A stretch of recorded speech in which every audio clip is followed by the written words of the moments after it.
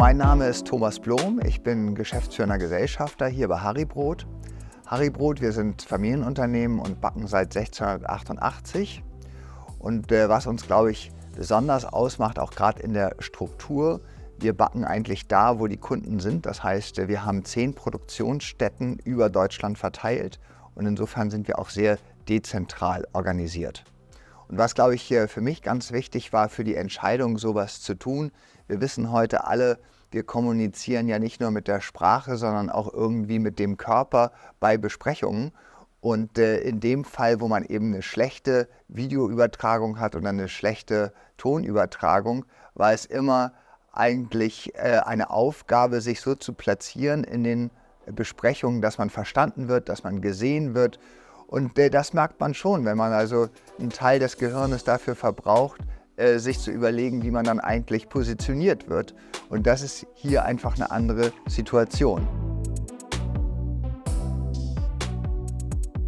Der Einstieg in das Projekt Haribrot war im August 2021. Da kam der Marc Schindler auf uns zu, ist der IT-Leiter oder Spezialist von Haribrot, dass die Geschäftsführung gerne ihren Konferenzraum oben erneuern wollte. Er hat uns ein paar Anforderungen geschickt und so haben wir uns das Ganze dann vor Ort angeschaut, mit dem Kunden besprochen, was möchte er haben, was sind seine Anforderungen und Wünsche. Aus IT-Sicht waren die wichtigsten Anforderungen, die es zu erfüllen galt, eben die einfache Bedienbarkeit, damit man eben nicht immer jemand von IT zusätzlich da braucht, um überhaupt so eine Videokonferenz in Gang setzen zu können oder dass es jedes zweite Mal nicht klappt oder wie auch immer.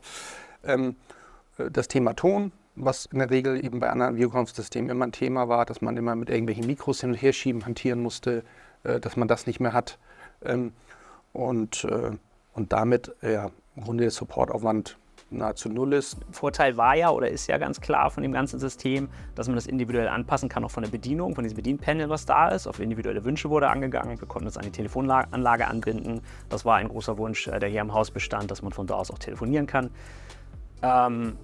Man konnte Logos hinterlegen, all die Geschichten und dass diese ganzen Komponenten nur per Netzwerk verbunden werden. Das ist ein Riesenvorteil. So konnten wir teilweise vorhandene Infrastruktur benutzen und teilweise musste halt nachverkabelt werden, aber eben nur mit Netzwerktechnologie, sodass wir nicht aufwendig mehrere verschiedene Kabeltechnologien hier implementieren mussten. Der Wunsch, der bestand, war, wie gesagt, eine integriertere Lösung zu haben. Und wenn man letztendlich nach Möglichkeit sein Endgerät anschließt und dann sofort in Videokonferenzen reinkommt, ohne noch Endgeräte mehr zu bedienen, anzustöpseln und zu verkabeln. Eine aufgeräumte Optik war der Wunsch und eine Integration in die bestehende Landschaft. Und das hat mit diesem QSYS-System funktioniert das wunderbar. Im Sinne von, es ist praktisch fast eine Einknopfbedienung und unser Supportaufwand ist nahezu null. Also wir haben die QSC-Komponenten, gerade die Kameras genommen, weil die herausragend in der Bildqualität sind, das Sennheiser-Deckenmikrofon von der Sprachverständlichkeit und generell die QSC-Komponenten, weil sie alle individuell zusammenstellbar sind, auf die Bedürfnisse des Kunden anpassbar sind und es auch zum Beispiel für die IT sehr einfach ist, vorhandene Infrastruktur zu nutzen. Da das System ja netzwerkbasierend ist, brauchen wir zum Beispiel für eine Kamera nur ein Netzwerkkabel, für das Deckenmikrofon Netzwerkkabel. Das ist natürlich für Kunden, die dann nicht irgendwie den kompletten Raum irgendwie nochmal durch einen Elektriker schicken, sondern wir sagen, wir haben da eine Cut-Dose, da ziehen wir einfach das Kabel zu dem QST-Switch. Das ist natürlich hervorragend. Also was ich immer schön finde, ist, dass man auch bei dem Kunden, wenn man das vor Ort in Betrieb nimmt, zum Beispiel sagen kann, oder der Kunde sagt, den Knopf hätte ich gerne noch anders oder ich hätte gerne, wenn ich den Knopf drücke, dann soll die Kamera doch in dem Modus fahren oder ich hätte gerne das Bild auf dem hinteren Bildschirm und nicht nur auf dem vorderen. Das kann man also immer mit QSYS sehr einfach und simpel, mein Kollege, der hier gegenüber sitzt, sagt immer on the fly, also wirklich schnell auf den Kunden anpassen. Zum Beispiel dieses aktive Kameratracking, dass wir die Kameras so steuern, dass sie auf den Sprechenden fahren oder wenn alle durcheinander reden, ist ja dann auch immer die Frage, oh Gott, was macht die Kamera denn dann? Fährt sie denn von links nach rechts? Nee, dann sagen wir mal ein Szenario, dann fährt sie halt zum Beispiel in die Totale.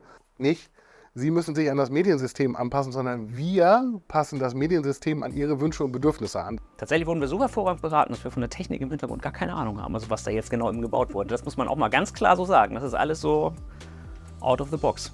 Zu Anfang war das eher so, dass wir die ganzen Knöpfe gesucht haben und die Kabel, an denen wir das anschließen müssen, und waren dann erstaunt, wie einfach es dann doch ist. Zusätzlich noch, das ist jetzt mehr auch so ein IT-Add-on, was den Anwender eher weniger interessiert, ist da noch ein bisschen das Thema Skalierbarkeit. Das heißt, wir können jederzeit noch im Zweifel da Lösungen ergänzen, erweitern, wie auch immer.